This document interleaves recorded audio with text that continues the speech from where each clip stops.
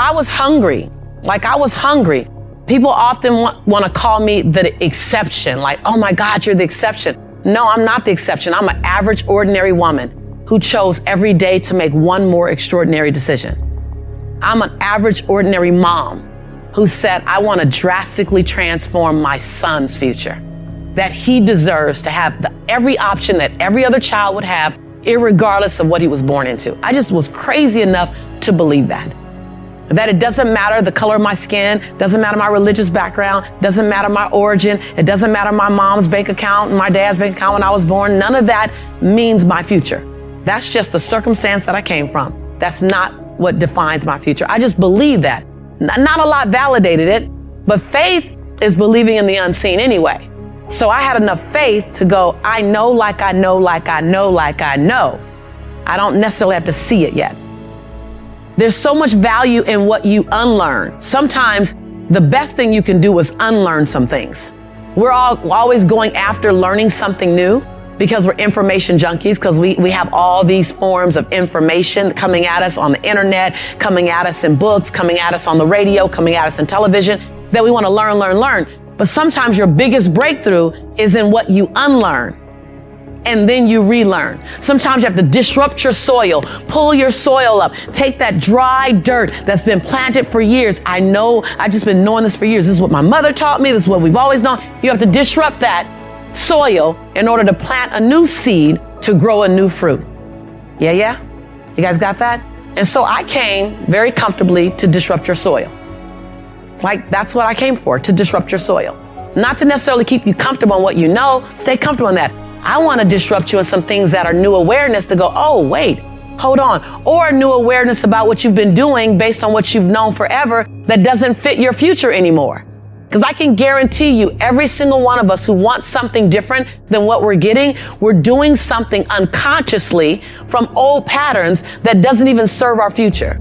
That's when the tongue in your mouth and the tongue in your shoe are going in two totally different directions. And your job is to align them up so that you can move forward in a powerful way.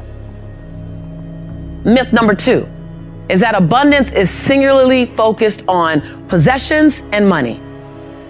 Right? It's all about what you drive, what you live in, how much money you make. When in fact, this couldn't be further from the truth. Wealth is possessions and money. Abundance is a 360 experience. True abundance is your health, because if you don't have great health, life does not feel good. Abundance is relationship, and at the end of your life, literally, you will measure the quality of your life by the quality of the relationships you had. All the other stuff will fall away. That promotion you're thinking about, you're wondering about that raise, it will fall away in the area of importance when you get to the end of your life. You will begin to look at the quality of your relationships. How are your children relating to you? How are your siblings relating to you? Do you have love in your life? You literally will start looking at relationships at a higher level as you get older. So when you mind them now, you take care of them. And I know that for a fact. I have a friend who's worth $14 billion. Billion with a B. He was just partying at my house all night long, wouldn't leave, 4 a.m, go home. And he flew in from Canada to go to my New Year's party because he loves my family connection. And he doesn't have one. He is financially wealthy. He's relationship broke. Does that make sense? Abundance is a 360 experience. It's about relationships. It's about health. It's about your spiritual groundedness. That doesn't mean you have a religious origin. It's about, can you release? Can you forgive? Can you let go? Can you be still? Do you meditate? Do you have time with yourself? That has a lot to do with the quality of your life. Let me tell you, in order to have something different, you are going to have to do something different. In order to have something more, you have to do something you haven't done yet. I had to say the things I didn't want to say, do the things I didn't feel like doing to have the life I know I wanted. Period. And all I did was give instructions for, here, do this bite size, do this bite size, do this bite size. Bite-sized, digestible, palatable pieces of what you can do. And when you look up, and you don't have to have a magnificent change over 12 months, have a small change over 30 days, and then a small change over 30 days, your breakthrough will come in needlepoint moves. And you'll look up in 5 years and not recognize your life. Every single thing you touch is impacted by your story. As an attorney, as a teacher, as an architect, there's not one line of business that you can be in that a story, and a great story, won't elevate your outcome. Every single line of business, every single line of service that you're connected to will be impacted and ideally elevated by the level in which you're willing to tell and share your story. So let me give you some guidelines, some parameters, what I like to call the bumper rails, as if you're going bowling. You know, when I go bowling, I ask them to put the little bumper rails down so I can my ball can get down the lane. So let me set up some bumper rails for you so that you understand what makes a great story. So one is the willingness to take risk. Most people, Vishen, when they're telling a story, they don't want to take a risk. So the story has its limits on how high it'll go or how deep it'll go. And when you have that, then you're really not at that part that's going to touch my soul. So being willing to take a risk, being clear and concise with your stories. A great story is a show me story, not a tell me story. Now, this is the distinction that's the game changer for most. Most people are telling a story. They say, so let me just share with you a little bit of my story, and I'll tell you and then I'll show you. So as I was building my life, there was a time in my life that was very difficult. It was very challenging. True story. Very difficult, very challenging, very uncomfortable. I didn't have a lot of money. I didn't have a lot of hope, and things just looked dismal. At some point, I had to turn my life around. At some point, I made the decision that life had to get better. I'm telling you that. It's decent. You learn about me. Then if I were to show you that story, I would say 6 days a week, I had to eat beanies and weenies.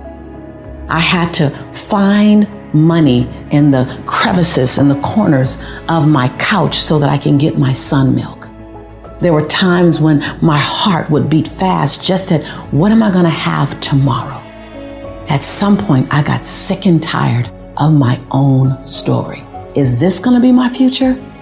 No, I can't handle it. Notice the difference in that second story. Wow. I completely see that. I just painted a picture. Same story. Mm-hmm. Now, the second one, when you show a story, it's going to require more of you. It's going to require you to find the colors. What were you thinking? What were you experiencing? What was going on in your head? Instead of telling me you look for money, turn and point. Now, this is anywhere. This is anywhere you are doing anything. I promise you, you become a great storyteller and you will captivate your audience no matter what you're doing. I've captivated investors. I've captivated students. I've captivated educators because I was willing to show the story. I call it unpacking the story, Vishen. Being willing to tell me, what were you thinking? What were you feeling? What were you seeing? Think about a story as an oral movie. And so in an oral movie, think when you're looking at a movie, the first thing they do is they identify what state of time it is. Is it futuristic? Is it in the now? Was it back in the day? You notice that based on what people are wearing, how they're talking. So paint that picture for me. Take me to that environment. Set the backdrop up for me. Show me what you're going through. Instead of saying I was angry, you can tell me you were angry. But when you say the hair on the back of my neck was standing up, I felt the fumes exiting my nose. I thought that my chest was going to pop and I was going to say something that I'd regret forever. Ooh, you just showed me you were angry. Take that extra time to unpack it. Why will most people not do that? Because it requires a level of vulnerability that we're not willing to share. When we talk about living our quest, I think that living my quest, really, if I look at it on a daily basis, it's finding my own voice. It's finding your voice. It's finding the song that only you can sing, off key or not. It's finding your rhythm. It's discovering what it feels like to walk in your shoes today. It won't look like it looked 10 years ago. Living your quest is what can I do with my life so that my life becomes infectious to someone else? Living my quest looks like, how do I make my fingerprint matter so big that it lives beyond my transition day? Living your quest is, how can I forgive the perceivingly unforgivable so I can love the absolute lovable? Living your quest is, how do I give myself 1,000 second chances? Living my quest is not some ambiguous, untouchable experience. Living my quest means going back and healing the little girl in me. so that the woman can be free. It's going back and embracing the little boy in you so that the man can show up and give himself permission to cry when necessary.